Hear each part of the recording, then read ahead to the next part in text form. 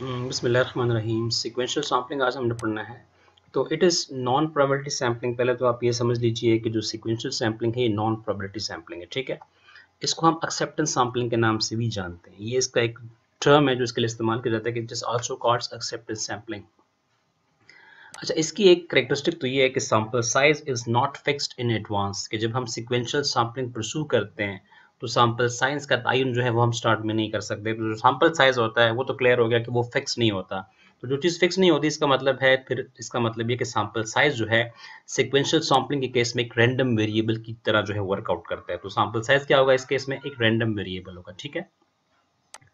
अच्छा, सैम्पलिंग करनी है तो डेफिनेटली हमने यूनिट्स को सिलेक्ट करना होता है। तो यहाँ पे यूनिट्स को जो है वो हम इंक्रीमेंटली सिलेक्ट करते हैं, सब्सीक्वेंटली सिलेक्ट करते हैं, यानी वन बाय वन सिलेक्ट करते हैं, ठीक है। या हम उनको इन लॉट्स में भी सिलेक्ट कर सकते हैं, यानी एक लेते हैं फिर उसको चेक करते हैं फिर सेकंड लेते हैं। तो मतलब ये है कि उसको हमने इंक्रीमेंटली या वन बाय वन हमने यूनिट्स को जो है वो सिलेक्ट करना होता है। वो यूनिट्स भी हो सकता है, वो लॉट्स भी हो सकते हैं, ठीक है। अच्छा, ये मुनफरिद क्यों है कि जब हम यूनिट्स को सिलेक्ट करते हैं तो हमने तीन किस्म के डिसीजन लेने होते हैं। आया हम उसको एक्सेप्ट कर लें, आया उसको हम रिजेक्ट कर लें, या हम सैम्पलिंग को कंटिन्यू रखें। इसका अपना एक डेफिनेट प्लान, एक डेफिनेट टूल होता है, उसको फॉलो करते हुए हम ये तीनों काम जो है वो करते हैं, ठीक है। अच्छा, on each draw this process is use. जब भी हम एक सैंपल लेंगे या लॉट्स लेंगे तो हम इस प्रोसेस को जो है वो इस्तेमाल करेंगे, ठीक है। Used in quality control, specially इसको हम क्वालिटी कंट्रोल में इस्तेमाल करते हैं।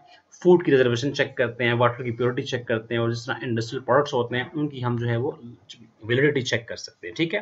तो स्पेशली क्वालिटी कंट्रोल में जो है वो इसकी एप्लीकेशन का इस्तेमाल किया जाता है। Control charts are used to decide whether to stop sampling. अब यहाँ पे कंट्रोल चार्ट्स होते हैं, वहाँ पे कुछ मतलब बैरोमीटर्स होते हैं कि आपने वहाँ से डिसाइड करना होता है कि आपने सैम्पलिंग कब स्टॉप करनी है, ठीक है। And use it for rapid decisions. अच्छा, रैपिड डिसीजन अगर आपने लेने हैं तो इस सैम्पलिंग का जो है वो आप भरपूर इस्तेमाल कर सकते हैं।